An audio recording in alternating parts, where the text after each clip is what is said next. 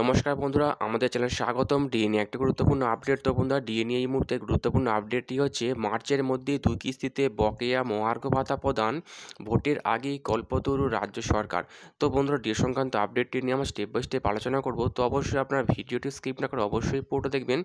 তো তার আগে বলে রাখি, যে সকল বন্ধুরা আমাদের চ্যানেলে নতুন, আমাদের চ্যানেলটি পাশে সাবস্ক্রাইব বাটন, সাবস্ক্রাইব করার পর পাশে যে বেল আইকন সেটিও প্রেস করবেন। লেটেস্ট ভিডিও আপডেটগুলি সবার আগে পেয়ে যাবেন। দেখে নেব আজকে ডিএ সংক্রান্ত গুরুত্বপূর্ণ আপডেটটি।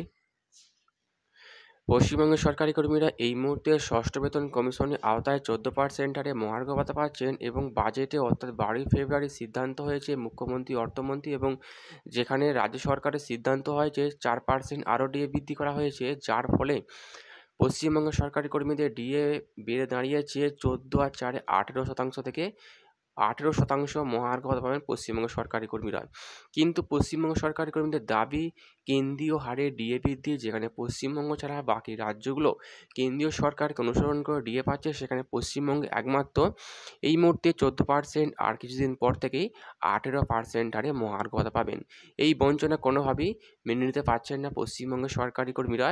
কিন্তু মুখ্যমন্ত্রী, অর্থমন্ত্রী এর উত্তরে নীরব। কেননা মুখ্যমন্ত্রী বারংবার একটি কথা বলে আসছেন যে কেন্দ্রীয় সরকারের ক্ষেত্রে ডিএটা বাধ্যতামূলক, রাজ্যের ক্ষেত্রে ডিএটা ঐচ্ছিক বিষয়।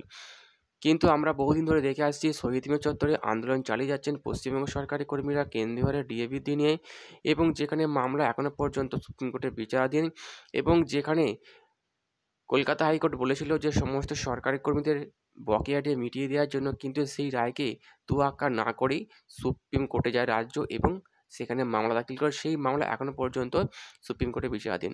কিন্তু এই মুহূর্তে নবান্ন সূত্র মারফত নিউজ পত্রিকার সূত্র যে আপডেটটি উঠে আসছে, সরকারি কর্মীদেরকে আবার ঠিক পথে চালিত করার জন্য মার্চের মধ্যে 2 কিস্তি বকেয়া মহার্ঘ ভাতা প্রদান করবে রাজ্য সরকার।